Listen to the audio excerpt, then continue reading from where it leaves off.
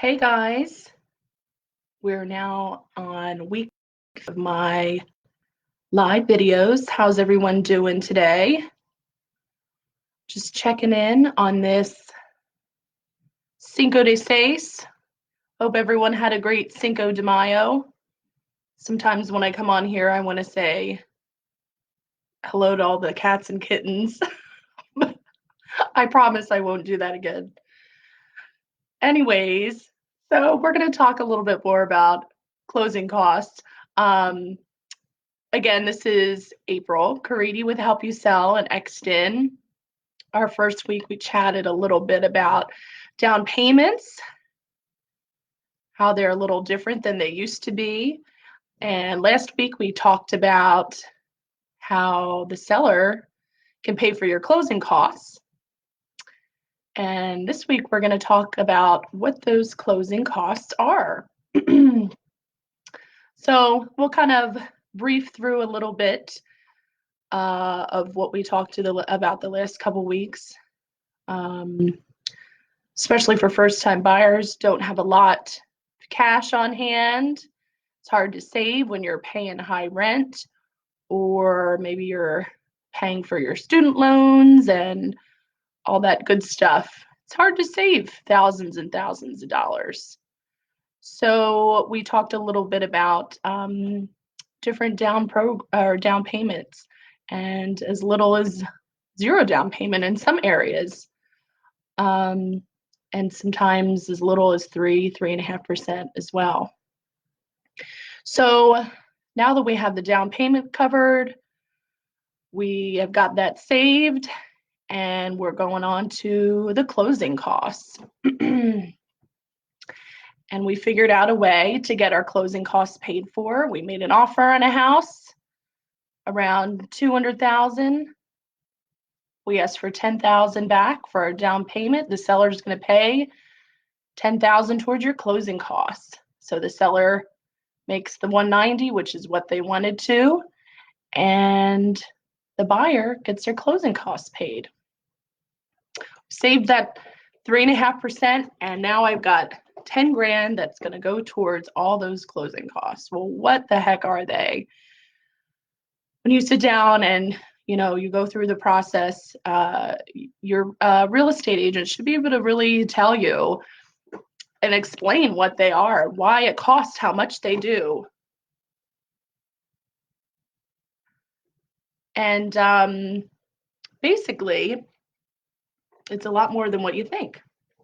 It's not just one or two things. It's a lot of stuff. It's not just the down payment. That includes a lot of different things that we're going to go over right now. So we've got our down payment. We've got our closing costs paid. What's that $10,000 going to go towards? Well, first of all, you have your title costs, and they include your title insurance. And some of you might be thinking, well, I already got my insurance from my insurance agent. Your homeowner's insurance and your title insurance are two completely different things. The title costs, when they pay for the title insurance, basically covers any issues that come up as far as your deed, all that good stuff.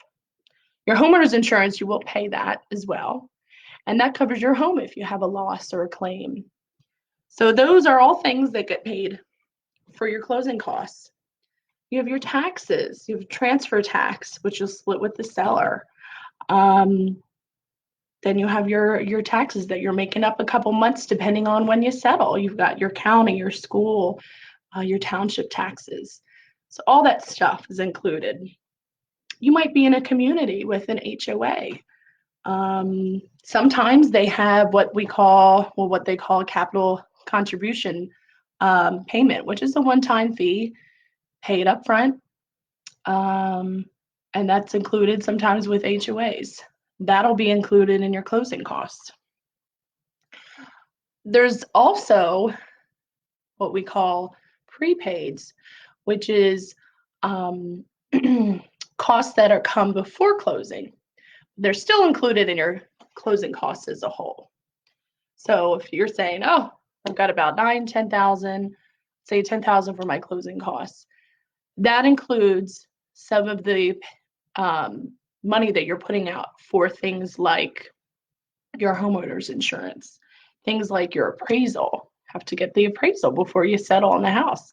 So things like that, your inspections. It might be more than one inspection. You might have a radon inspection. You have a termite inspection. You might have a well or a septic. And all those things are included in your closing costs. You should be able to see line by line, be prepared for what you're going into, understand how much each of these things cost, understand why you need to have them done, because they're all very important in the process. So other things that we're going to kind of chat about as we go on. I would love to get questions from everyone. I'd love to do more of a Q&A, just to get an idea of what you guys want to hear from me as far as real estate goes. I've been getting a lot of questions recently with how the market is and, you know, what's going on with the market, what's going on with selling, what's going on with buying. Obviously, rates are really, really low. A lot of people have been refinancing, which is great for them. I have to say, there's never seems to be a real bad time to be a buyer.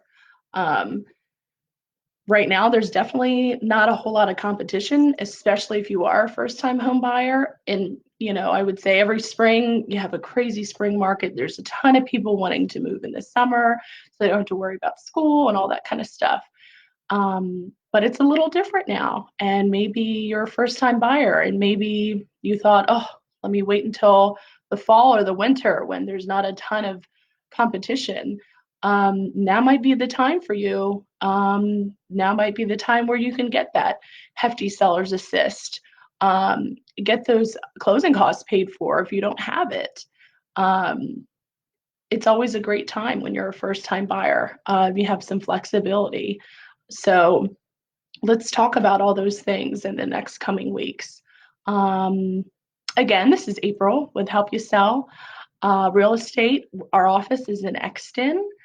We're a little different than your traditional real estate office. We charge a flat fee versus your traditional 6% commission, which can rack up when you have a home that's, you know, 300,000, 400,000, 500,000. It's a lot of money. So we like to save you there. We like to keep money in people's pockets, both sellers and buyers. So it's great seeing everyone today. Please send me your questions. We're going to do some Q&As next week and chat a little bit more about real estate. Have a great week, everyone. Bye.